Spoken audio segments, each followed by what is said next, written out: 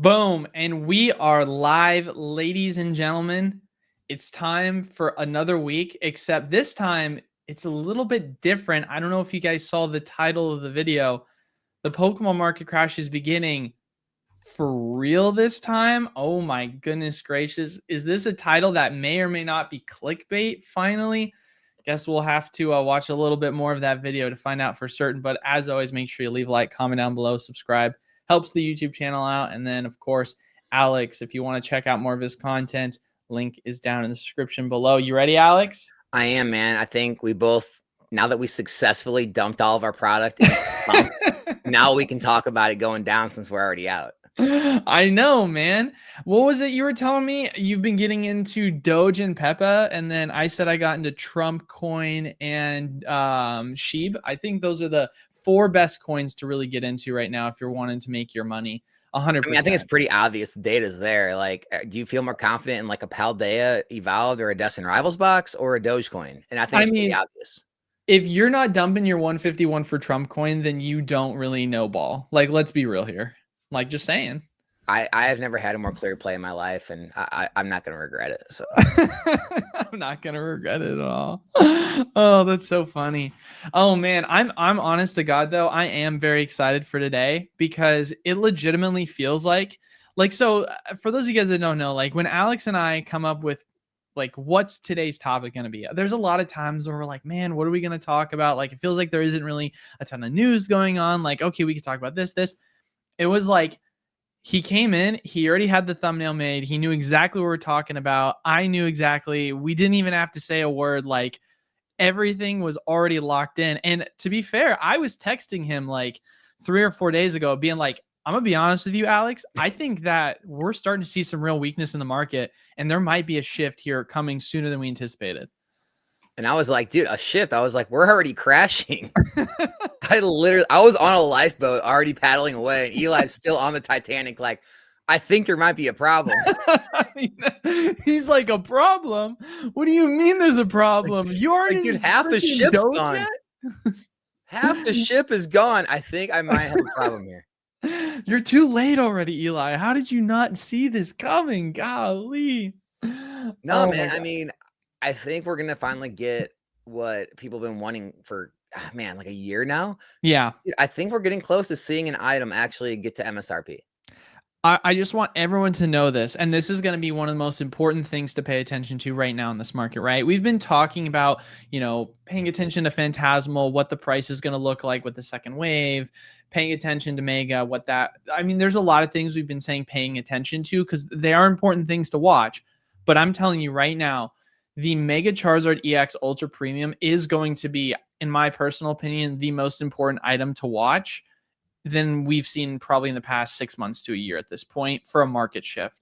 Because right now you have an item that has seen a major correction in price, right? And we saw this coming just based on the fact that there was a lot of supply that we knew was being printed of this product, right? It's at 176 right now, so it's below $200. And it's just continued to climb down. And here's the crazy part about this, guys, is that this is a split wave product. And at least with my distributors, wave 2 is bigger than wave 1. So literally my main distro, it was around 550 for wave 1 and around 630, 650 for wave 2. So it's like, I'm literally getting a 45-55 split with them. When the second wave comes, it's going to be massive. And you could realistically see this product go close somewhere to MSRP. I mean, heck, I could be undershooting it. It could go below MSRP, which sounds so crazy to say that we're in a market where that could potentially happen. I don't want to jump the gun here. And that's one of the reasons why I'm saying pay attention to this, because this is going to tell you where the strength of the market is right now when that second wave comes. Yeah, man. I mean, I knew it was bad when, dude, my allocations doubled. Dude, like, I got twice as much as I normally get. Like, I usually get 1 in box. I got 2.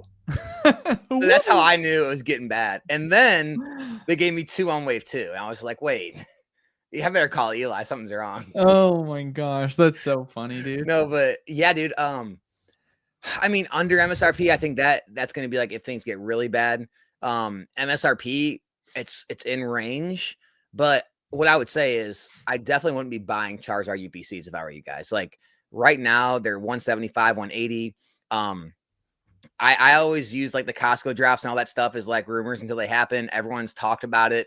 Again, I don't know a way to have like confirmed information unless you have like MJ Holdings put something out or like an actual Costco or Sam's Club actually put an advertisement out. And maybe they have. I just haven't paid close enough attention, but apparently Costco or whatever, Sam's Club, one of those two, is going to get a massive drop of Charizard UPCs. And then we're going to Really? get this second wave of distributor Charizard UPCs that Eli said is bigger than the first wave. And they're already coming down. I don't see any way this doesn't drop to at least near MSRP, if not full MSRP. And so Wow. I think a lot of people are going to get what they've been hoping for months, even a year now. And, you know, Phantasmal Flames, we can talk about Phantasmal Flames. I personally don't think Phantasmal Flames will get anywhere near MSRP, but I think we could see like low 20 or low 200s.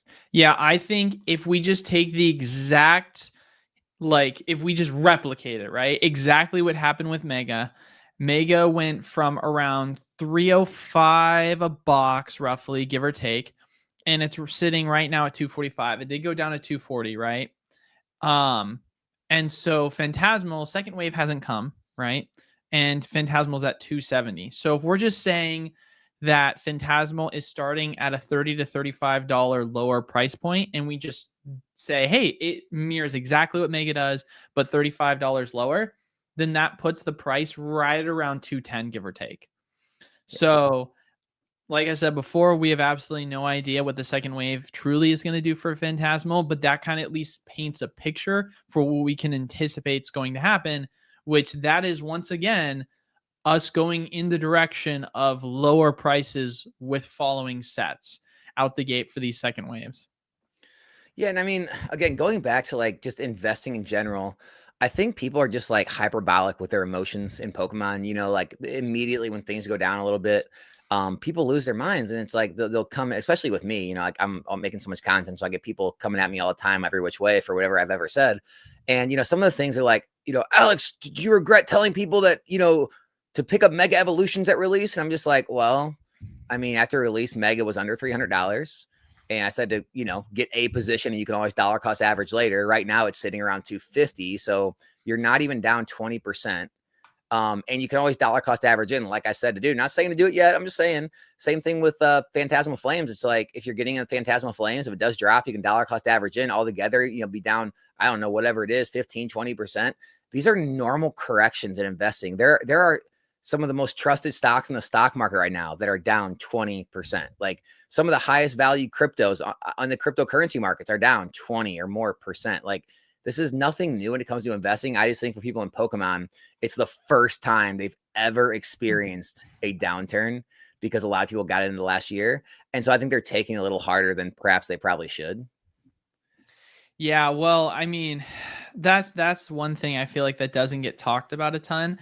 And we talked about this last time on stream where it was like, dude, if this second downturn happens again, like you're going to be dumb if you don't pick it up because you should know exactly how this is going to play out because this will be the second time around that we'll have seen such an explosive 180 within a couple of years, right? But I think the point that should be made is Alex like just said, there's a lot of people that haven't even gone through a downturn yet.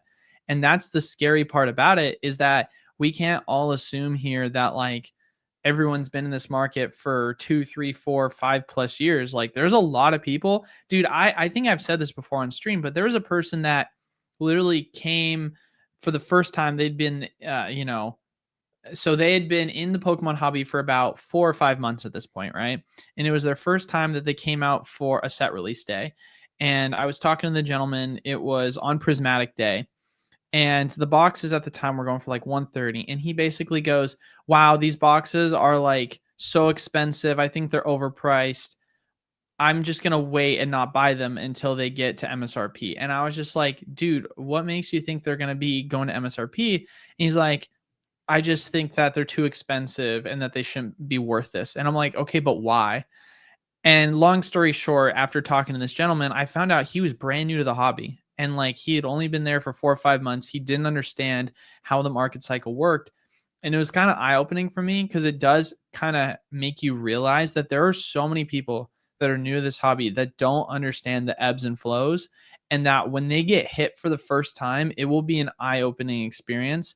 And because of that, it will cause a lot of emotion in the market. So yes, you could say, oh, fatigue causes like people to leave the market, but reality is there are a lot of people that are in this hobby that are new to it that are going to get scared, they're going to get skittish when they start to see prices correct, and all of a sudden you're going to see a cascading effect because there are people that are way too new to this market or were never really a fan of it to begin with but saw a quick buck to be made, and then they just wanted to jump ship the minute they felt like it was time to do so. Yeah, I mean, speaking of prismatic, it's yet to be seen how that's going to all turn out. But I mean, dude, I got ridiculed for recommending prismatic when it was like 100 to 120 in ETB. Like it was just going to collapse. It already collapsed from 150, and it did dip below 100 on the open market, like into the 90s for a brief little stint. But Oh, it was yeah. immediately back up, and right now even it sits at like 120s, 130s. And you know, you keep hearing about how there's gonna be all this prismatic price still coming. They're gonna print it for years. They keep releasing it, and the pack prices remain relatively stable. They're always in like the 8s and 9s. The ETBs remain stable. The booster bundles have remained stable in the 50 plus range.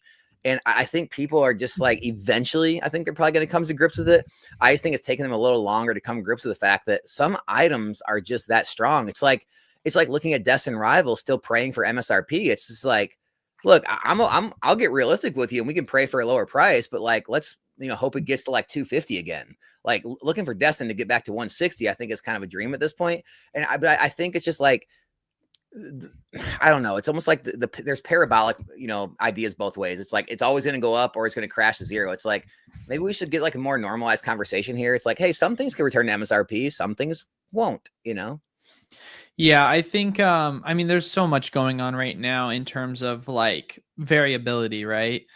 I mean, we've talked about it before with the amount Pokemon's printing. Realistically, are they printing a ton they just can't keep up? Or are they just not printing a ton because they don't want to? Like, we don't realistically know. All we know is that as far as it stands currently speaking, they've made a statement saying that Prismatic Forward is what they're focusing on, right? So the kind of possibility of anything prior to that getting any sort of major reprints, it feels very unlikely. But like, here's the deal also. We've had product delays for Phantasmal, right? Like with some of our distros, we had ETBs and 3-pack blisters come in late, along with some other Phantasmal product. With some distros, we had the Charizard UPCs come in late. Heck, I've been in contact with one of my distros for the Kangaskhan EX boxes, and I've been texting him every single day asking what's up with that. And he just told me that he talked to the buyer the other day, and the buyer literally is like, hey, we haven't even received the product shipment yet from Pokemon. So the delays are crazy right now. And then you've got obviously the newest set that just got announced for Pokemon, and they've already announced that the ETBs are going to be delayed for that. Dude, So they're not coming out on a set release. that's a disaster. Yeah. To This Eli, is like Shrouded I'm all gonna come over out and tell again. you right now, dude, those packs are gonna be $15 to $20 at release. It's going to be ridiculously expensive for 15 sure. to $20. Streamers are not gonna have packs. So there's no items with any packs being released at release. So that pre-release week, the week after that, before any more product comes, those packs are going to be insanely high. Yeah. Do you remember when this happened with Shrouded? Kind of, yeah. Yeah, we had The something similar ETBs were happen. delayed. Yeah, and we had something similar happen with Shrouded where there was just a huge issue with their printing and a But lot of the product got delayed. that was luckily before the massive upturn. But here's the crazy thing though, is that what ended up happening for a lot of you guys that don't know is that Shrouded came out, a lot of people had a taste of it out the gate without the ETBs. Then as Stellar was coming out is around the same time where the ETBs finally came out, but it was at that point where Shrouded was old news. So when Stellar came out, people were like, "Oh, okay, they're coming out with more Shrouded. I don't really care. I opened the set. It was whatever." And then it just tanked the market. Which obviously this set seems to be a much better set than Shrouded. I'm not saying the same thing's going to happen, obviously, but it will be interesting to see because the timing of all of this, you know, it Yeah, just yeah. we had a Patreon call last night, and someone on Patreon, he's pretty big Yu-Gi-Oh supplier, and he was telling me that they've had 3 Yu-Gi-Oh sets delayed now that are all printed with Millennium Print Group Wow. because of Pokemon's delays. So now Pokemon's delays are starting to affect other card games that are printed with Millennium Print Group.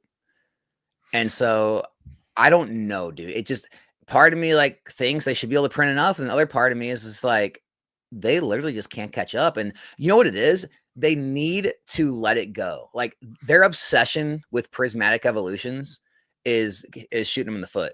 You know, they're printing prismatic every month, it seems like, and they're just forgetting every other set, and they just get further and further behind. They're you know not able to get a whole release out on time. They're not able to get like Nordestin Rivals, other sets that need. And I just think they're, in my opinion, making the wrong moves. But hey, Pokemon apparently is what they're doing. They're a multi-billion-dollar company. What do I know? It just seems like if they just kind of cut it off and said, you know what, we're not going to catch up to the Scarlet Violet era. We're going to start now, and we're really going to get caught up and make sure all the new stuff is widely available. Well, I think what's crazy about this all right is like maybe to your point, you just said obviously that you had the Patreon call, Yu-Gi-Oh is getting delays caused by them because of Pokemon. Well, what are the odds that it goes both ways? Because you have to kind of think about it.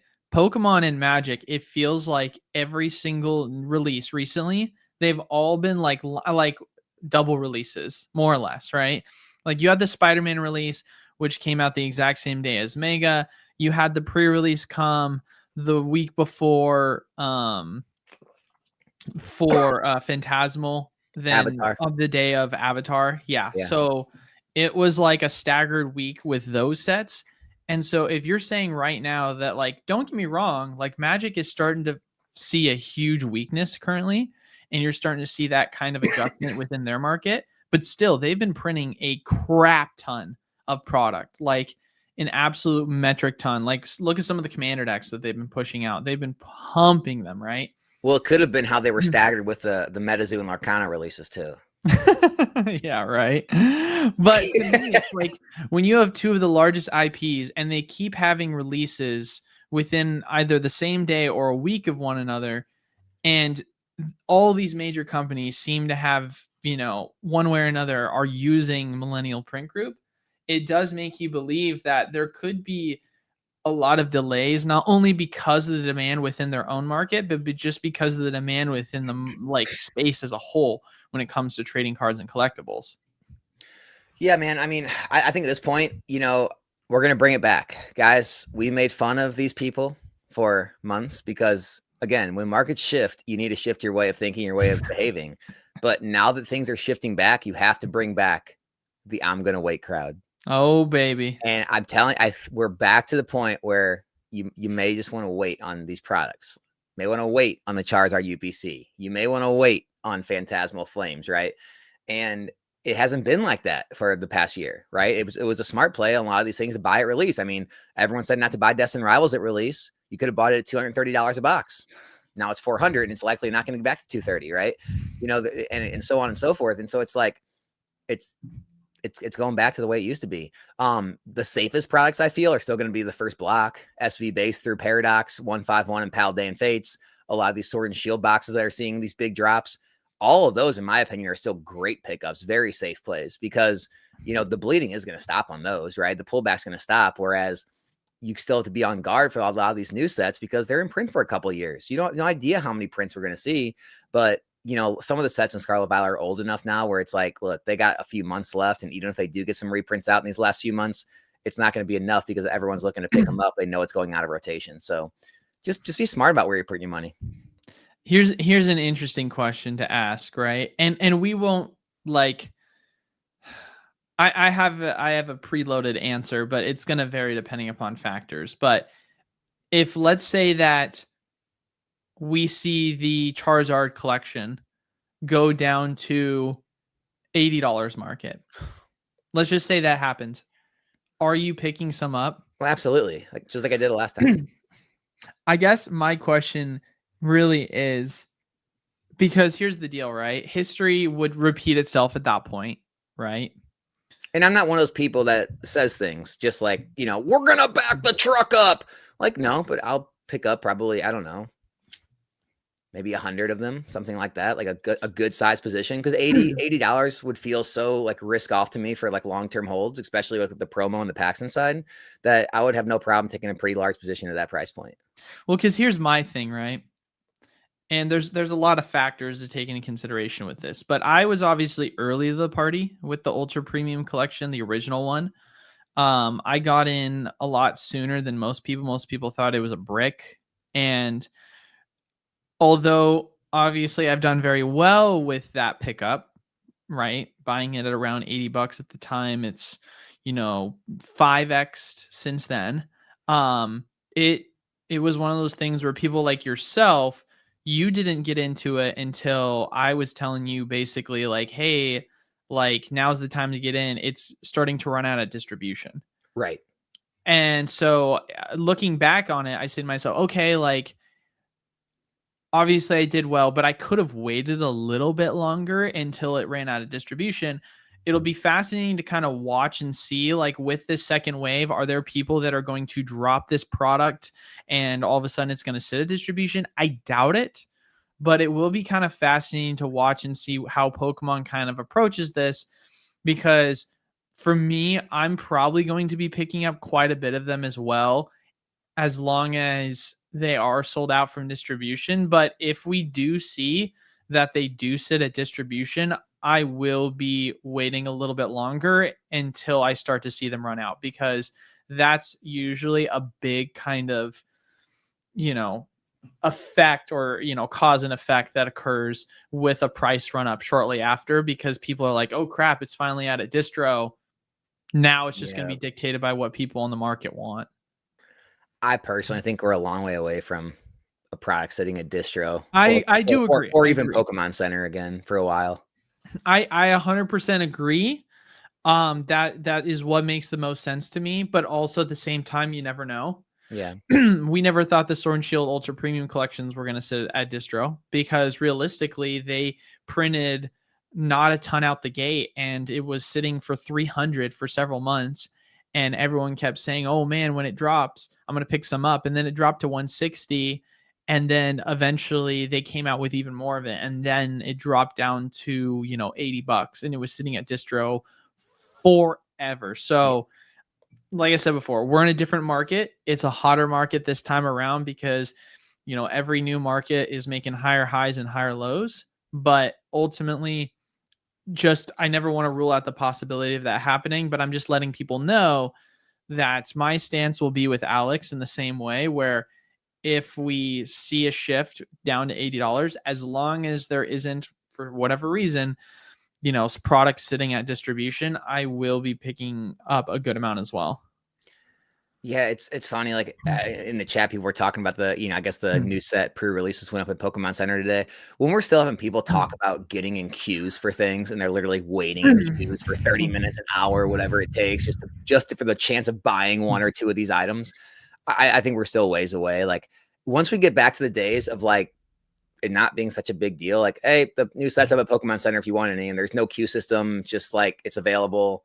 I think then we'll start to worry about if stuff sits at distro.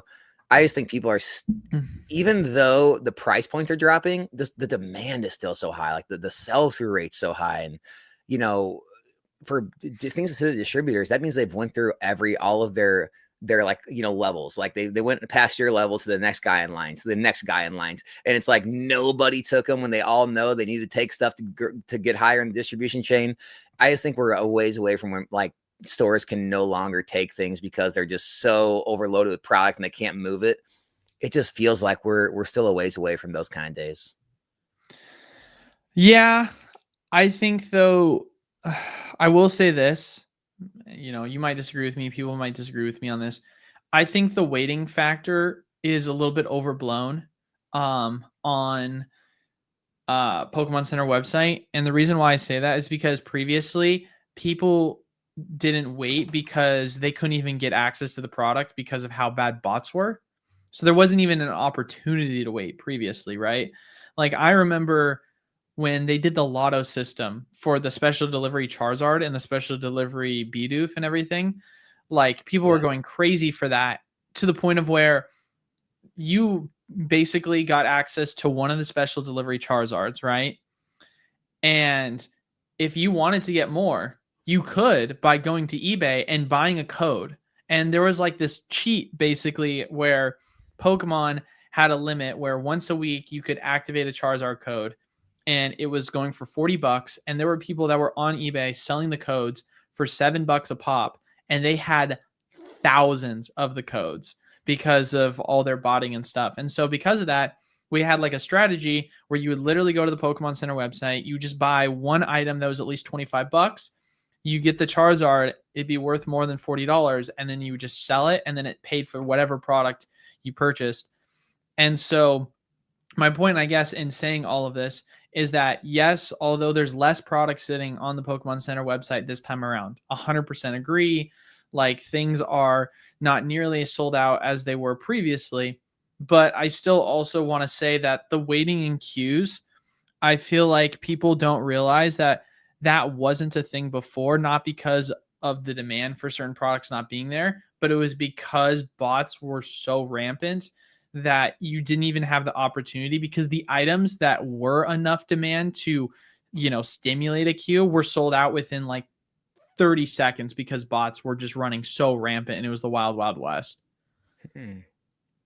I don't know, just something to think about. So, but like I said, I agree. It's worse this time around. You obviously make a valid point. Make a GitHub account. Yeah, right. Oh my God, a GitHub account would be funny. But yeah, I mean, here's the thing. I mean, dude, I think I'm getting exhausted from it. Like, dude, I'm so ready. Like, I think a lot of people are ready, but it's just not there yet. Like, I'm ready. I agree. Just to stop hearing, it's like, I'm tired of hearing about like the Walmart queue's up tonight. Oh, the Costco drops tomorrow morning. This drops tomorrow. It's just like, dude, people that haven't been around for more than a year, they don't even realize that was never a thing.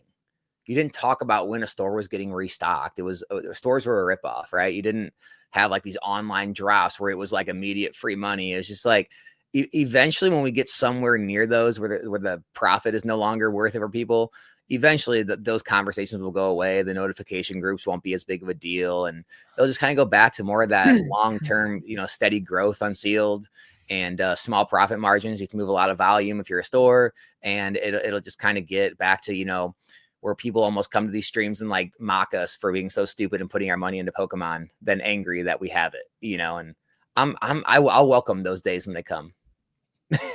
Well, the thing is like,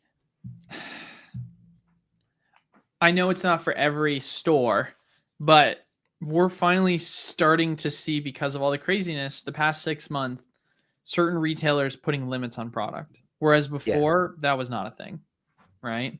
True. And so I feel like these drops are getting pushed more than ever, because previously people were like, what's the point? I'm going to have to literally go in and I'm going to have to fight someone just to get some product because they're just going to go in and buy everything out. Whereas now it's like, oh crap, I can actually have an opportunity to buy something at MSRP because I know they're going to limit the product and there's going to be enough. I remember I was talking to Alfred about this for Blooming Waters, and he said there was a drop that he knew of that was happening in the local area where he lived. And he said that he showed up late, several hours after the drop. I can't remember why, whether it was because of work or he slept in and didn't want to have to get up that early. And he said he was able to show up and they still had some left over. It obviously sold out within the day for the Blooming Waters product, but he had an opportunity to come in and get some because of the limitations they were pushing.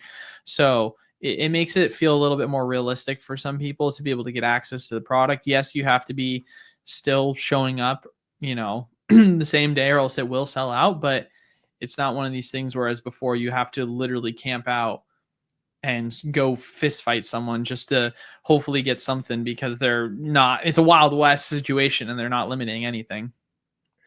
Oh, that's so funny, man. Yeah. I mean, it's just like, I feel like everyone's just like happier when that stuff happens. I mean, obviously us as store owners are happier because, we obviously still get our product. We can make margin off it, and all the customers are happy because you're not, price gouging them or whatever, and you're selling things for MSRP. I actually went back and looked at my old streams because I wanted to see it, because it's been a while. And I mean, everything back then I was selling packs on stream for like $4. Like the new sets were $4, you know, maybe some sword and shield sets I had were like $5, maybe $6, you know, and that was just kind of like what it was like back then. And it was like that because, you know, product was available. You could actually order it, you know, your program, distributor program, whatever it is. And, you know, that's not even, it's the same deal as you're going to find in a store. You know, it's just like, do I want to buy it in a store? Do I want to rip it on screen? What do I want to do? And again, I think everyone is happier when that. And so like this idea that like you want this or I want this, I don't think anyone really wants it this way. It's just everyone likes Pokemon cards so much that we're all competing for the same asset or the same collectible, the same consumable, whatever you want to call it, that there's just a limited amount of, and there's too many people for how many's out there. It's simple supply and demand. And there's no like good guy or bad guy. It's just everyone wanting the same thing. Yeah. Another thing too, speaking of limitations as well, Pokemon has been a lot more stringent about limitations too on the Pokemon Center website. Like, I don't know if you guys, for those of you that were around, you actually at some point were able to buy Pokemon Center ETBs at case quantity. Yeah. Isn't that funny that I guess cases are a thing of the past, aren't they? I mean, at least for now, yeah. Yeah. It's wild to think about. So, yeah, guys, a lot of things have changed. So, one thing I feel like we didn't touch on that I think is important. I mean, I've been hounding this for years now at this point, but I feel like it's more undeniable than ever. Guys, we got to take a look at what's going on with crypto and put a correlation to it with Pokemon. Like you just, and don't get me wrong, like traditionals been obviously all over the place as well, the traditional market. But man, it just feels like once again, another instance where crypto and Pokemon work hand in hand with price corrections. Like it's literally insane to witness. This has been going on for so long at this point. Yeah. It's wild. It's literally wild to think. Yeah, it's going to be interesting to see how crypto performs into the end of the year. Right now, it's recovering. Could it be a dead cat bounce? Could that have been just a flash crash? It's really hard to tell. But I mean, you know, when we talk about like corrections and crash, when we talk about the highs of crypto, I mean, we're talking about over a 30%, and I would call that like over more than a correction. I mean, it dropped to almost in the 70s. It was like 80,600 on Bitcoin. I know Ethereum was down over 30%. Like very, very heavy corrections, like very quickly.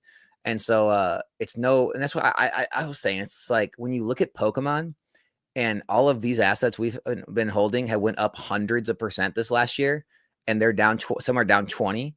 And then you look at crypto and it's like for the year, a lot of these cryptos are actually like flat or negative. And so you haven't had really any run up, and they're also correcting 20%, 30%. You go look at the stock market. Some of these stocks are only up 20, 30, 40, 50% this year. Even some of the high flyers are up like 60, 70, and even they're correcting 10 and 20%. And so it's like, so the Pokemon cards I own, they all went up exponentially more, but they're correcting the same as every other market. That makes me extremely confident in this stuff, even more than I was. Yeah, and I mean, it makes sense though. It's a deflationary asset, like specifically with sealed, right? More gets open, less there is in supply. But like you know, a coin, you know, obviously we like to look at Bitcoin because that's obviously the big dog. But like you look at some of these top 10 coins on like Coin Market Cap. In the past 2 months, Cardano's gone down 50%. Like from its high in the past, you know, 6 months, I guess. It is wild to see like some of the retracements on some of these altcoins going, you know, anywhere between 30, 40, 50% plus. So, and I'm not talking like your, you know, 50 plus ranked coin that's not even, you know, $1 billion market cap, or I don't know exactly the numbers of what the market cap is, but like I'm talking top 10 coins. I'm talking top 5 coins. I'm talking like XRP, Solana. Like these guys are correcting. And like I Heavily. said, yeah, Solana's down like 45 still, but like, yeah, Solana, like XRP and Ethereum before this recent recovery today. I mean, XRP was down in the 190s. Ethereum was much lower. Like these were down like 30, 40% at one point from the highs. And again, like you said, Solana, Cardano are still like that. So yeah, it's no wonder that Pokemon's seeing a 10 or 20% correction. But if something you own goes up, it doesn't matter. You just take Pokemon out of it. If any asset you own goes up hundreds of percent, and other assets that you could have put your money in went up far less, but then when a correction hits, all of them fall relatively the same percentage, 10 to 20. How does that not give you confidence in the other asset? How does that not give you confidence in Pokemon? I don't know. Yeah. It's wild, man. It is wild, that's for sure. Obviously, we'll start taking questions here in a second. Make sure you leave a like, comment down below, subscribe, really helps out the channel. Of course, check out Alex as well. Links down in the description below for that. Is there any major items before we start taking questions that you want to kind of take a look at? I know we briefly talked about obviously phantasmal boxes and mega boxes being where they are. Is there any other product that you're looking at and you're like, wow, it's crazy where it is right now? I mean, taking a look at some of the other, obviously, Scarlet and Violet boxes, some of them are not recovering. There's some of them have gone slightly lower. I'm just curious if there's anything that you feel like is worth talking about. I mean, the correction is definitely starting to hit the PC ETBs. You know, even like the ones that are set to go out of print. When we look at like 151, that was kind of tip-topping out at like $1,000, maybe a little under 1,000. Those are down in like the 800 range now. Prismatic's getting down to the 300 range. You know, Obsidian Flames is to 522. And so we're definitely seeing some pretty massive pullbacks on the PCTBs, which both me and you talked about. And, you know, again, in the time of everyone's so high on that stuff. And then they, you know, when they don't like take into account how new something is, that it could be more of a trend, more of a craze. And so like, it's no secret to me that things like Obsidian Flames PCTB is seeing harder corrections than booster boxes because it just had much a massive run up. And these are just brand new plays, guys. Like PCTBs, yeah, they've been around since Sword and Shield, but since they made that exclusive stamped card, it's become like a brand new play in the Scarlet Violet era. And it's just really hard to determine how things are going to age. And I think just a lot of the speculation is really calming down on those. Yeah, it'll be fascinating to see where those ETBs are in the next 3 to 5. Yeah. So, because I mean, they've seen an insane run up. I mean, you know, they're going to go up just based on the fact that the packs themselves are worth something. But man, I wonder how parabolic that type of item is going to be. Well, I think a lot of it's based on the PSA 10 version of the promo card. And then, you know, obviously the scarcity of the sealed product. But I just think, you know, we've seen this happen with products before. Hidden Fates is a perfect example, right? Like Hidden Fates reached a price point, you know, far higher than other sets had before it, but then it sat there for a number of years. Yeah. It didn't have, and so like, I think a lot, in my opinion, I could see a lot of these PCTVs, the same thing happening where they've reached this, you know, price point and it might just like kind of stabilize there. Maybe they see small runs, like small, like, you know, relatively short, you know, percentage gains for a while, just because they've already kind of realized the gains they should have in years. No, seriously. I mean, Hidden Fates, people might not realize this, but a specialty ETB hitting 180 and it being as new as it was insane. People were like, "Oh my gosh, like that's crazy." And that was after the recovery. At one point I feel like it went up to 250 I think it was like 300, yeah. Yeah, I remember it being close to 3. So it was unheard of at the time. So and it didn't hit 3 again until recently. Yeah. Like this year. No, it's wild, man. It took some time. So, but all right. Start answering some questions. We will start with the super chat and then work our way down. Abraham Sanchez, thank you so much for the $5 as always. Huge support of the channel. Dan just confirmed Snipe will not return and everyone's data was 100% breached and some shady shill bidding stuff. Probes team will respond later today. Oh, Alex, we were talking about this briefly before stream. Yeah, I'm one of those people that like, I always like to be like, oh, allegedly, you know, rumors are, because I don't know, but if Dan confirmed it. Yes, I've seen probably a lot of the stuff Dan talked about.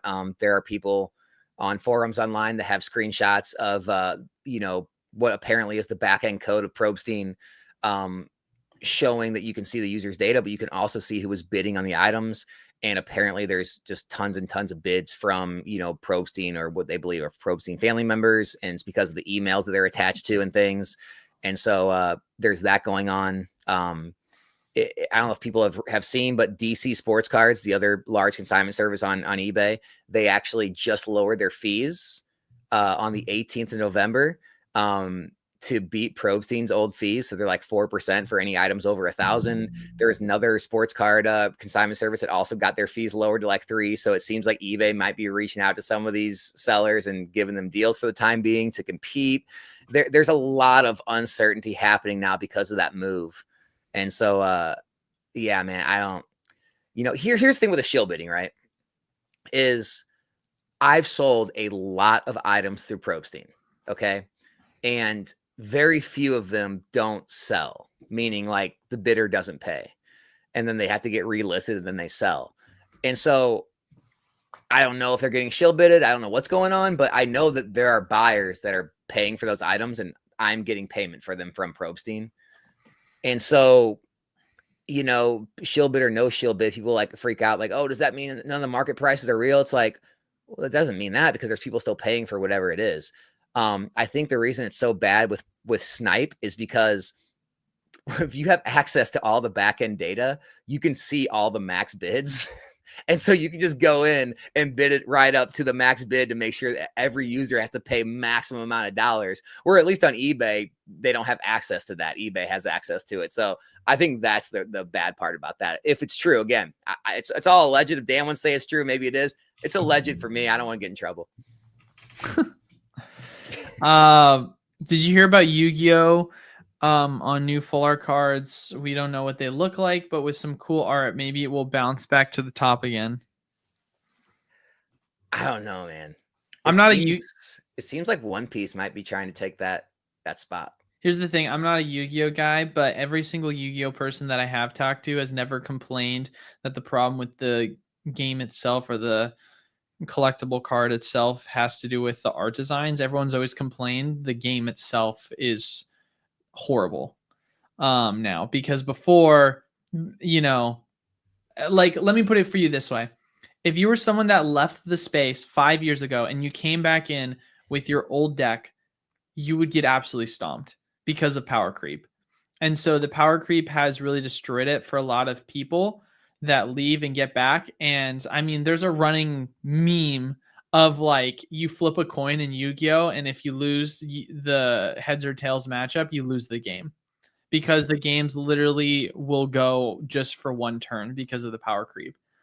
And so that's at least from the Yu-Gi-Oh players that I've talked to have been the biggest complaint, is it's hard to get back into it because you have to spend all this money just to be able to play again. Whereas if you look at a game like Magic, specifically Commander, obviously you're going to have your standard rotation and everything.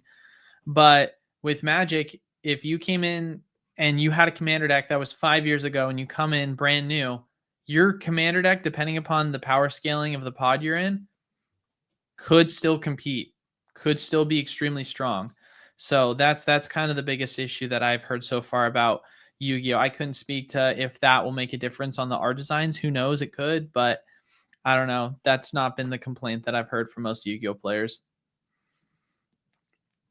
How can humidity affect sealed product? Like, the product is inside a box case sealed in plastic. Also, the packs are sealed again. You always say to store in a climate control room. Have you seen the video of the guy that does sun bleaching of his cards? No, I've heard of it. I didn't see it. I saw a video of a guy that basically what he does is he leaves his Pokemon out in the sun and it completely fades the coloring, and some of them turn like a bluish color. And it's very interesting because he like does it for like, the aesthetics of the art design. Yeah. I guess more of this to say is like, yes, you can say like, oh, well, it's inside of a box. It must be protected, right? But water damage can easily seep through cardboard and plastic. Yeah, I would just say, guys, like, don't like overthink it. It's just like anything else. I mean, as long as it's in a temperature controlled, I don't know what temperature, like I would say like somewhere below around 70 degrees or lower Fahrenheit. And yeah, if you're in an area where humidity is an issue, maybe run a dehumidifier or whatever. But I mean, I just stack my cases literally on a shelf, no protection, no I don't have like acrylics or, anything like that. They're just stacked on a shelf. They're stored, in climate controlled, low humidity, all that good stuff. Never had an issue. I mean, I've had products on shelves for, years and years and years. I just wouldn't get too cute with it. Just don't do anything that, is obvious that's going to have an issue for them. I would say be less worried about the sealed product and more worried about the singles. Yeah.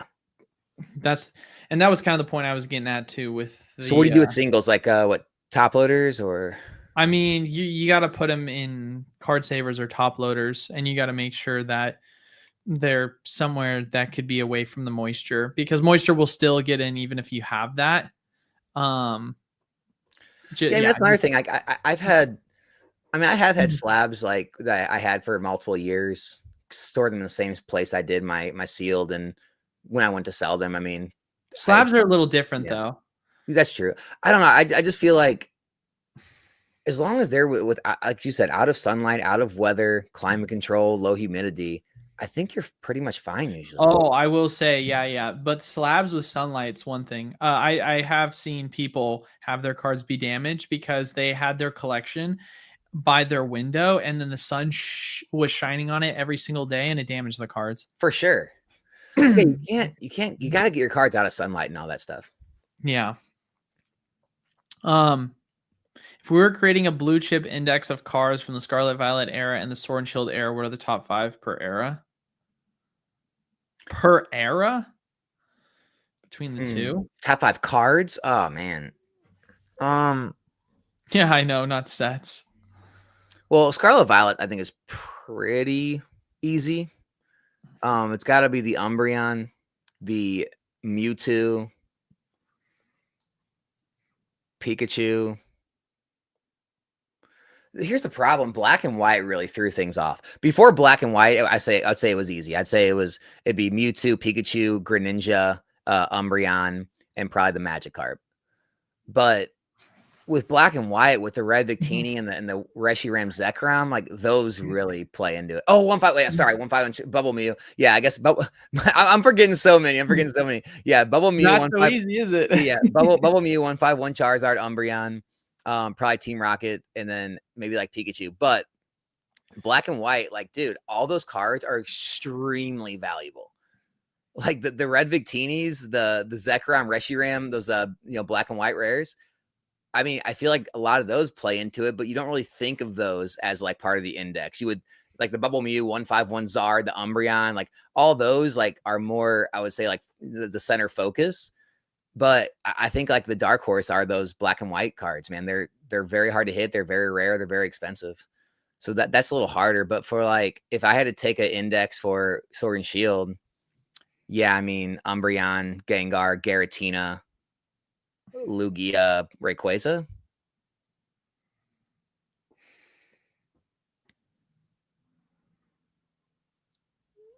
I'm trying to think if there's any other one for Sword and Shield that I'm missing. I feel like there's one that we're missing, but I could be wrong. Well, there's the Alt-Art Charizard. There's the Crown. There's the Crown Zenith Garatina. Nah. Are the Champions Path Zards any valuable? No.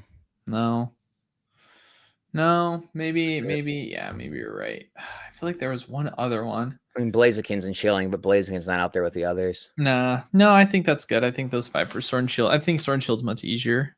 Much easier. No, if it was like a couple years ago, that Rainbow Pikachu would be up there. I know, right? Oh my gosh, what a tumble. Should I use my 151 bundles for firewood or new furniture? It's going to 0, so I need to start thinking about these things. If it's in bundle cases, furniture for sure. But dude, the regular bundles, they're just too flimsy. You might as well just burn them while you can. Yeah, as someone who's made a castle out of Pokemon product before, I can definitely say that case quantity is the only way to do it.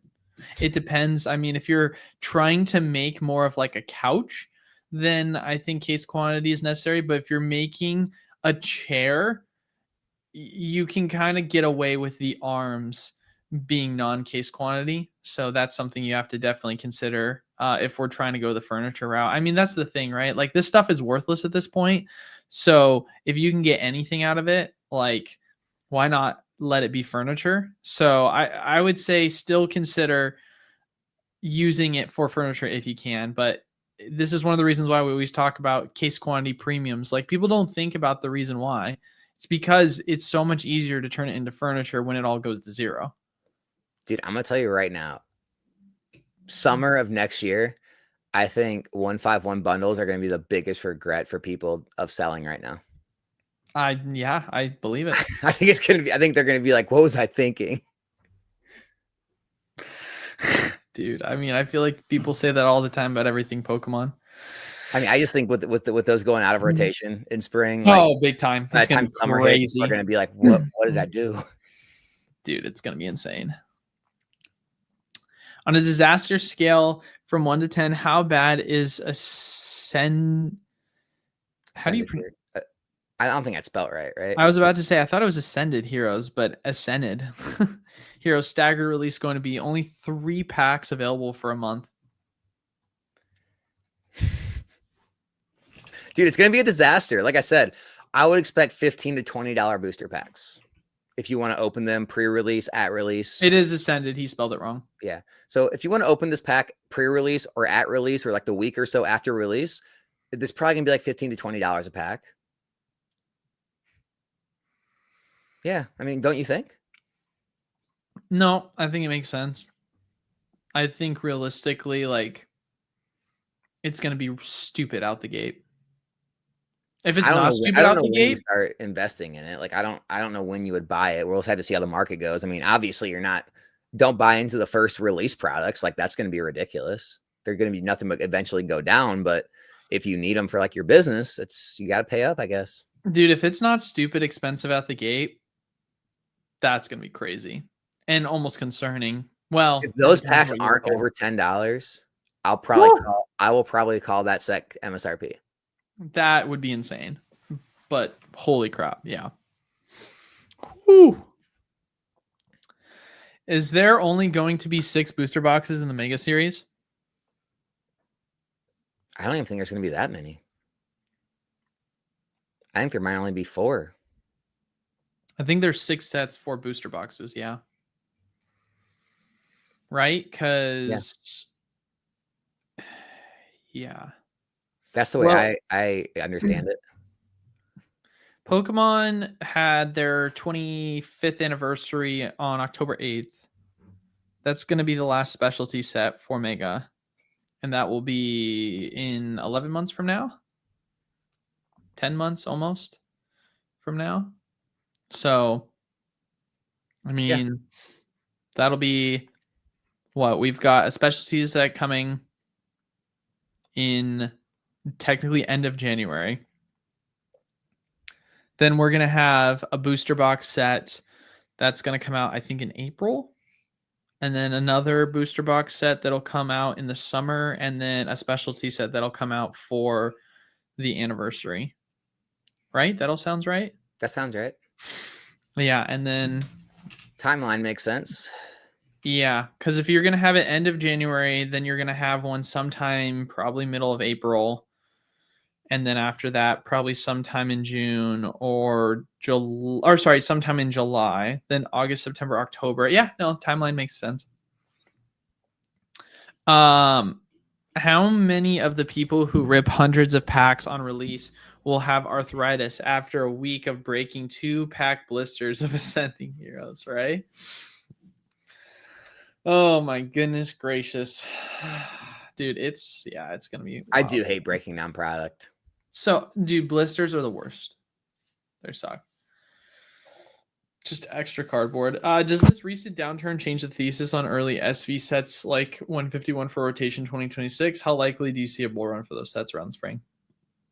Doesn't change anything for me. No, not really. The only thing it changes for me is reverting back to the old ways of the I'm gonna wait, like not buying into your positions of sets when they release. That's the only thing it changes. So the Charizard UPCs, Phantasmal Flames, the next set after this, it's going to go back to you're going to wait until things release, let things kind of, dip down, whatever, let more prints come, and then buy in when it's more opportune time. So, but as for the stuff that's already out, especially the first block, I don't think it changes anything. Yeah, no, not at all. I mean, this is product that is going out of rotation. It's not going to get printed more.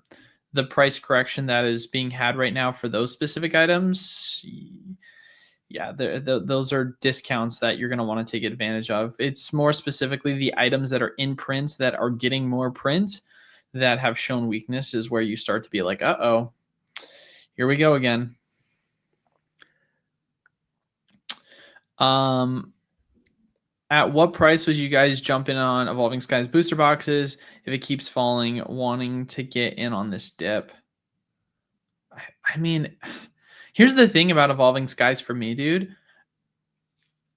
There's never a price where I'm like, I'm not gonna buy it. I know that might sound crazy to say, but like right now with the recent dip, I'm buying it. I bought some literally yesterday. So, it's dropped $400. That's 15% ish, give or take, on a set that will probably go to 10 grand in the next 3 to 5 years. And that's being extremely conservative, in my personal opinion. Probably be less than 3 years, it'll go to 10 grand. So I don't know. And it's just such a strong item to have. I mean, you take any discount you can. Yeah, I mean, if I'm getting offered it for like a collection buy at a percentage, absolutely right now. If the market price actually fell like under 2,000, I'd probably be okay buying at market price then. Yeah. Yeah, I mean that'd be crazy though. I'm looking to get a position in Prismatic, but there's so many different products. What product would you recommend? I was leaning towards PC ETBs. It's not a bad option for the price they're at right now. Yeah. Bundles are really cheap price per pack if you're wanting to go price per pack. And then, ETBs are always good. It's just like Pokemon's shown us they continue to put out either specialty products or it's going to be loose ETBs or loose bundles. So, I mean, there's going to be like more in supply of those two things. So like any sealed cases of like bundles and ETBs are definitely going to be much more scarce, but again, how much premiums are going to be on those, I don't know. Right now, there's a pretty good premium on ETB cases, but it's unclear of when that will kind of like start to level out. But so like, yeah, I like the PC ETB play. I like the super premium collections, things like that. Man, those super premiums right now are so ridiculously expensive. I mean, do you think they're going to print more of those? I don't know. I mean, they did print here's the funny part, right? Remember when those were getting printed? Everyone could talk about is how many there were, and there was like posts of like all these warehouses full of these pallets stacked, and oh, they're dumping on people, and now people are still saying, are they going to print more? I mean, I don't know. My thing about the SPCs is that I like them a little bit less just because they've gone up so much recently. Because they were going for sub 200 and now they're pushing 3. So I just don't like those nearly as much. I mean, I think Pokemon Center's not bad. I think bundles aren't bad. I think the standard ETBs aren't bad. Those are the 3 I like the most. Where are we? Next question. How likely do you think surging booster box reprint is? They've already gotten crushed. Will be wild to see what they would do with a sizable reprint. MSRP. SV base packs are more expensive than Surging Sparks packs right now. Yeah, that's ridiculous. You know something else? Do you know what one of the most expensive packs is right now? Shrouded Fable. Wow. Shrouded Fable is literally only less than, I believe, Paldean Fates and 151. Oh, no, I think it's more than Prismatic as well. Disgusting. Shrouded Fable packs are like almost $10. That's filthy. Literally filthy. I don't know what's going on with that. That's just like neither here nor there. But yeah, Surging Sparks, I did see the packs are getting cheap. The boxes, like, here's the weird part about the boxes. The problem is because of how TCG player charts work and because of how there are like buyouts and manipulation tries and things, people have this like I don't know. They only want to look at like where the top of the chart was and then try to make an idea of like where it's at. And so if you look at the entire stretch of the year of Surging Sparks, if you guys go to TCG Player right now and look at it, it's basically been trading in a range of exactly where it's still at. It hasn't really dropped at all. Now, when you look at when it ran up to 300 and then it came back down, yeah, it looks like it dropped like crazy. But when you look at what it was selling for a year ago and this entire year, it's always been about 240 a box, maybe 250, 260, down to 240s again. And so I don't really think it's that crazy of a move right now, but I guess it all depends on what you're looking at. I will say, though, if they were to reprint surging, now would be the time to do it. Because I'm telling you, even if it was a small surging reprint, prices on the item it would drop because it feels really weak right now. Here, let's pull up real quick. I got it shared. Here you go, dude. All right, guys, look at this.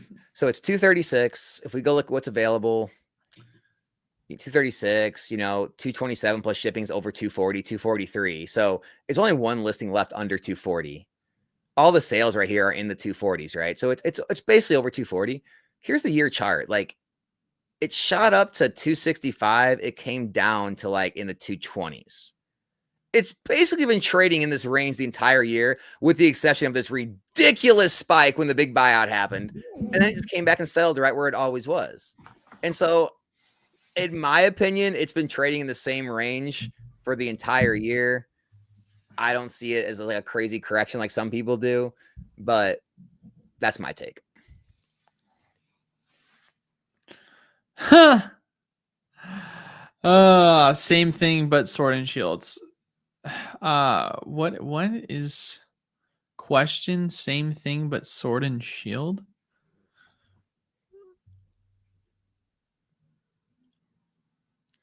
I don't know what this. I don't see the last question he asked, so I don't know what this is about. If you want to repost in the chat, we can definitely get to it. I mean, sword and shield right now. Oh, interesting. Do you like the new big collection boxes, specifically the ones with DR and SS? Seems like a good buy for the packs. I mean, I'm not a fan of like holding collection boxes, so like if that's your thing, though, it can make sense. Yeah.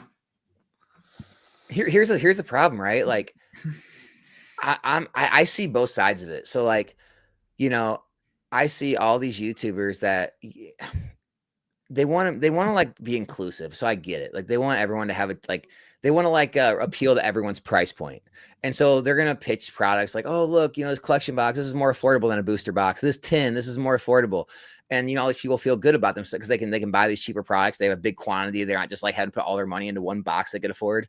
What happens is I get reached out to with collections all the time, and people just get their hopes and dreams shattered when they get these really low offers. And then they get really mad at people like me or other collection buyers, and they think we're all trying to rip them off. And the problem is you're not going to get the valuation you want on your items because no one really wants all those items. Like that's the truth. Like you reach out to me with $10,000 of booster box cases. Let's make a deal. You reach out to me with 10,000 of items of like random, just like mini tins, collection boxes, tins, blister, all this crazy stuff. Dude, I'm not going to offer you anywhere near what I'm going to offer you on $10,000 of booster box cases. The same way I'm not going to offer you the same as $10,000 of like singles or CGC slabs. And so I just think, you really got to understand, like, how are you going to move the stuff in the future? Are you okay selling yourself? Are you okay with things moving slowly? Have you sold before? Because I think a lot of people get kind of like, I don't know, they get kind of lured in with, the kind of like the, oh, everything goes up in Pokemon. If you can't afford a booster box or a case, get this instead. It's not the same. All investments are not equal. I think booster bundles are realistically the best next option if you can't do a booster box. I agree. I would go booster bundle over collection box. 1,000%. They're much more compact, much easier to ship. They're still a sealed product. Okay, he said in the chat it'd be he'd be breaking them down for packs. Okay, if the pack price makes sense, then sure. If you can get like the pack price, if it's cheaper than what's on the market, for sure, that makes sense. Question: if you guys secretly controlled the market, wouldn't you benefit from joining the crash crowd and buying the major dip? Knowing the market, dude, that's a Freudian slip, dude. Oh Get on the mine over there. Golly, dude. Knowing the market was actually still strong. Let's see. If you guys control the market, if we controlled the market, Wouldn't you benefit from joining the crash crowd and buying the major dip? Of I think it depends. course. I think it depends. I mean, if you want to talk about like what a individual does when they control a market, it's basically you have multiple different phases of a market, right? You have your accumulation phase, right? Which is basically a phase or a period where they're just watching the product go no direction, no ups, no downs, and they're slowly just accumulating. Then you have your phase where it's the sell off, and they typically are going to beat everyone to the punch. They're going to sell most of it off in a way where it's going to cause a reaction because of how much is being sold. And because of that, you start to see like a trickling effect. Um, and with that, prices continue to go downwards. And then you have a buying phase of the inverse, where basically from that trickling effect occurring, you see that correction, and then from there they're able to, because here's the thing you have to really think about. If you're someone that truly controls the market, if you buy something too fast, it will just completely make things skyrocket. If you sell things too fast, it will make things crash. So you have to do it in accumulation periods, realistically, right? And so if you're going to sell a product, you either are going to do it in one of two ways. You're either one, going to sell it all at once to crash the market. And then from there, you're hoping that you can buy back at a significantly lower price point for whatever reason. Or two, you're going to own almost every single piece of the item. And then you're going to slowly list it at a maximized profit because you're going to have no one else that can buy that product because or from someone else. So it's like we've talked about this before for like population reports for PSA cards. If there is 5,000 of a card and that card in a PSA 10 goes for $1,000, all it takes is, I mean, what's the math on that? $5 million? Is that what that would be? Yeah, $5 million. And if someone has $5 million, as long as it's out there on the market, they just own all of it. Yeah. And that sounds like a lot to you and me, but for other people, that is not a lot. And so if you're going to go about that, you're going to have an accumulation phase where you just keep buying it, keep buying it, keep buying, keep buying it. And then one day it's not there anymore for you to buy because you've bought the majority of it. And so guess what? Time to start listing. And then you list it at an insanely higher price. And then eventually someone that wants it is going to buy it. And you just keep doing that.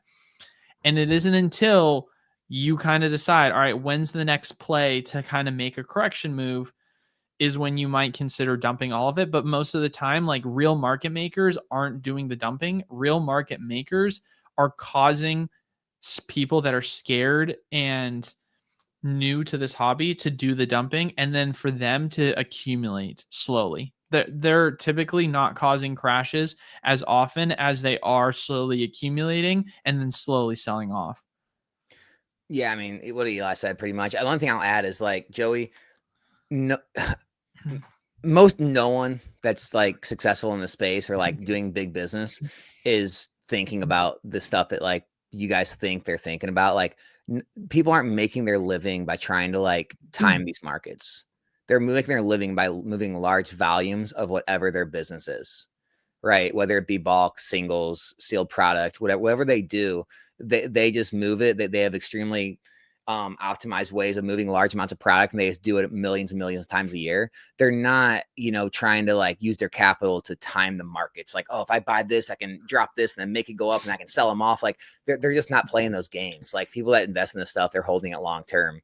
And like, yeah, they'll strategically dump it when it reaches certain price points. But I think people just think there's a lot more of like this, timing the market and this controlling the market going on than it is. So even if we could secretly control things, it's not like that we would spend all of our time trying to worry about, rising and lowering the price of a sealed box, Well, and the thing is too, like, because I feel like people always talk about buyouts. Buyouts aren't just like someone goes on TCG Player and says, I've got a lot of money, I'm just going to buy all of it right here, right now. And then prices are just going to stay up. Like, no, what happens is usually an individual or a group of individuals, they're like, hey, I think this is a card that I believe is undervalued and we can probably get its price point higher. what we're going to do over the next 6+ months or however long is we're going to slowly accumulate, slowly buy up the product. And then once we notice that there is a slowdown in the amount of listings being put on for this card, okay, we've noticed a slowdown. Now it's time for us to do the buyout, because at that point, they feel confident enough that the listings being added on have begun to slow down so much that there will be a greater effect of their buyout that they're doing, because they've been accumulating all of that supply over an extended period of time to make it to where they're able to control a large portion of the market. Yep. And everything they own is now getting increased by every little exponential increase. So it's like it goes up 20%. It's like, yeah, if you just did a quick buyout, you got made 20% on a few cards. But if you buy out for 6 months, you've now made the run up all the way till then and an additional 20%. And even if it dips back down and corrects, you're still up on everything you bought for the last 6 months. They're slow, methodical plays. It's not this like big pump and dump scheme everyone thinks there always is. Yeah, because if I have an item, right, and if I buy out 50% of what's on TCG Player, and the lowest price point is $20, the highest price point is $100, and I buy out 50% of it, and the 50% threshold makes it to where I'm dollar cost averaging in at $45 a card, right? If you're able to buy up until your $45 average price point, and the market price at that time will have run up to $60-$70, you're then saying to yourself, all right, cool, I just got an accumulation of a 30% gain for my product that I just did a huge buyout of. But guess what? Now all that product that you're just sitting on, you're going to start listing it. And then because of you listing it, you're now going to once again just cause the price to go back down again, because you're adding the supply back onto the market that you just bought a ton of. It's completely that literally defeats the whole purpose of it. But if you have all this product, going back to my example, that you've been accumulating for 6 months, and you have bought it for $20 a pop, all of a sudden your entry point with your accumulation is going to be significantly lower, and your also liquidity point is going to be much better, because presumably speaking, it's going to be a lot less buys that you're going to have to get at higher price points, because you've been able to thin out what's on the market. And then from there, your dollar cost average is going to be significantly lower, right? So, I said previously in the example, you could have DCA'd at 45 in the buyout, but if you had accumulated over a 6-month period at a much lower entry point, you could actually DCA in at 25, 30. And so when you do begin to relist those items at some point, you're going to have a much better entry point, because you had to not only buy less, but you also had more that offset your entry. So, but anyway, that was we covered it.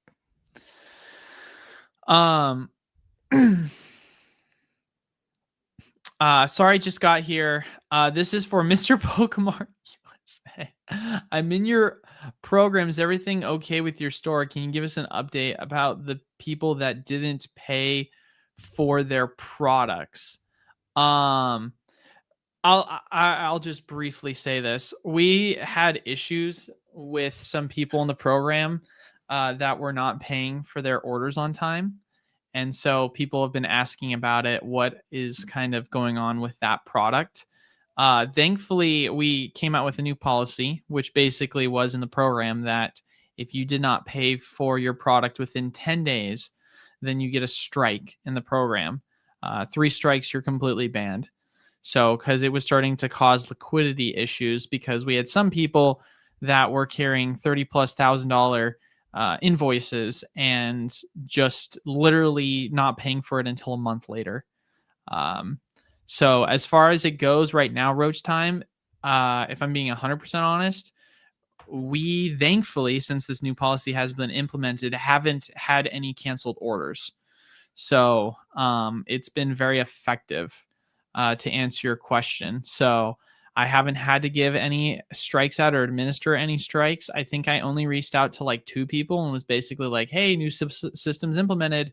Hopefully you saw the announcement. And then they communicated with me that they were going to get it paid in time. And it thankfully did get paid in time. So I'm going to be very harsh about it. Like, if you obviously aren't paying within that 10-day period, regardless of if you're our smallest spender or biggest spender, I'm going to give you a strike. Like, it's just disrespectful. Because this is not just you. Like, not paying for product on time, it's like if you did this with distribution, you would not have an account. They would literally ban you from distribution. So I'm being much more lenient, a little too lenient at times. And you're also causing a holdup where I'm now having to take money from my own storefront and having to use that to bankroll the program for those people that aren't paying on time. And then, of course, also using credit cards to balance out the fact that timing on this is being disrupted. So that's the best way to put it. But thankfully, it's kind of been a lot better now. But I it was remember, a problem there when for a we second. talked and I was like telling you should do this. And you're just like, oh, we already are. Yeah, we are now. I'm doing it. It's already happening. Dude, it was getting so infuriating because I felt like I was spending so much time. It was getting infuriating because people were messaging me all the time about shipments, right? And I was just like, okay, here's the deal, guys. Like, there is so many factors that are going on right now that are completely out of my control. Like, my shipper is not just slow. Like, my shipper is just at the store waiting for product, but he can't get the product because either one, there was delays happening for insert TCG, right? Literally delays happening with all the TCGs, or there were people that were not paying their product on time. I mean, there was literally a pile that we had in the corner called our pending payment pile. It was about 2 pallets tall of people that were just literally taking up space and not paying for their product.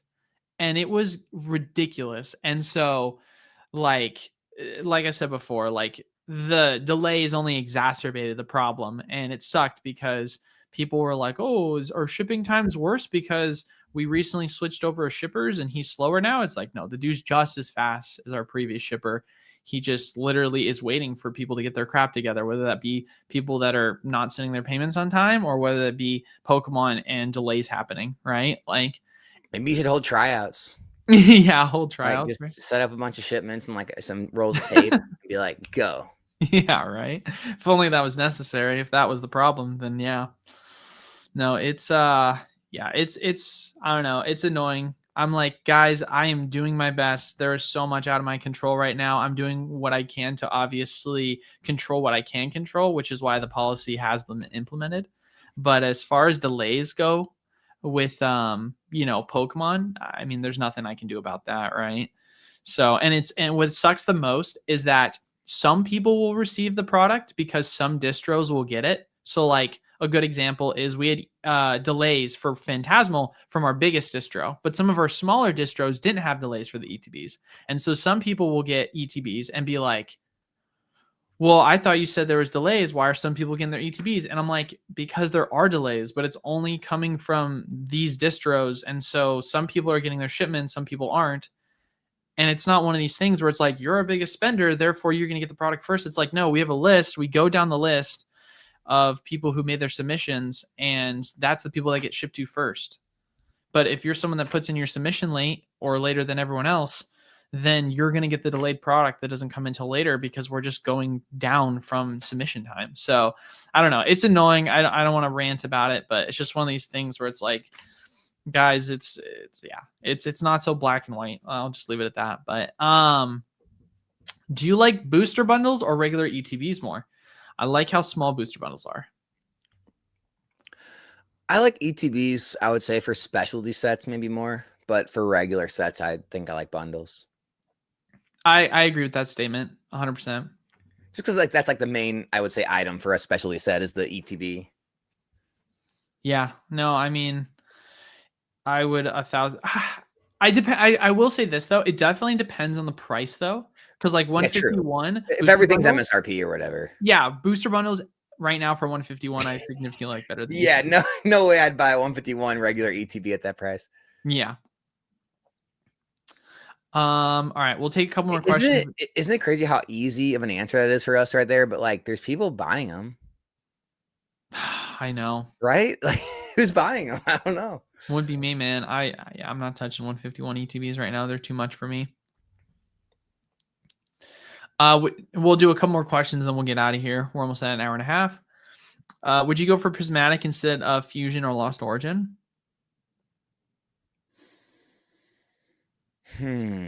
Definitely over Fusion right now. Yeah, Lost that's Origin. where my mind was. Lost Origin is taking a massive tumble. I'm probably going LO then Prismatic then Fusion. And the only reason why is just because I feel like with the weakness that's happening in the market, if by chance Prismatic did get printed, I feel like it could cause an impact on the price more than what it typically would have. It's hard, man.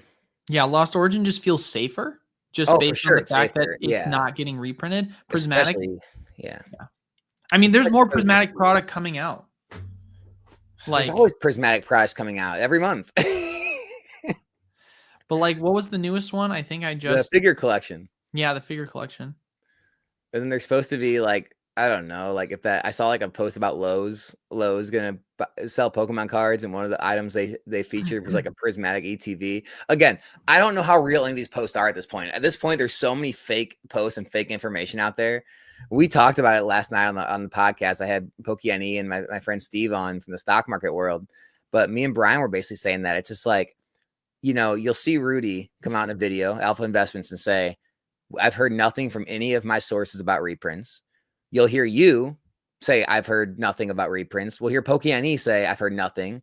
Like, we have people all across the country, all different distributor reps, no one hears anything, but then you'll have these posts show up online of like these people that are in the know that they know everything is coming. And it's just like, I don't know anymore, man. It's because a lot of times that never ends up being true, but people see the post, they want to have hopes, they believe it. It's just, we're in a really weird spot in the hobby. Mason Cardinal Gaming talks about it, where it's just like, we're at this spot now, whereas if you can just kind of get on social media and get some followers, your words are already golden.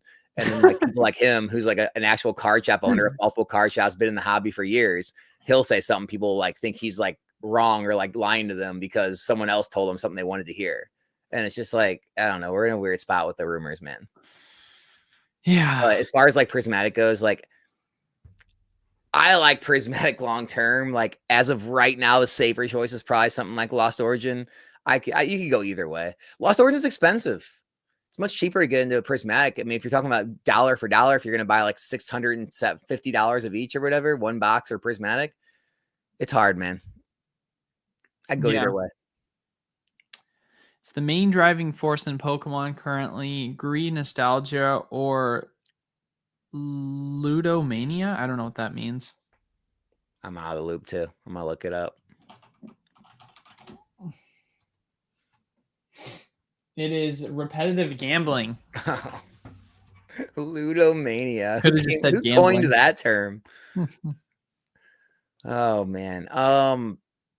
Greed is my personal opinion. I'm gonna say greed. Just because there is such a huge impact right now with free money being made because of Pokemon pushing so much product to big box retailers, that you've got a huge swath of the market that is just being held up by the fact that there are people that know they can make money in this hobby and care nothing else about it. As soon as money is no longer able to be made in this hobby because they can't buy product for above MSRP, you will see a huge trickling effect occur in the market. Ludomania, bro. Right? Big words. Here's my response. When I make it through a live stream and no one requests their bulk, that's when I'll say it's Ludomania. But dude, people still want the bulk cards. Like, people want to play with the cards. We might bulk.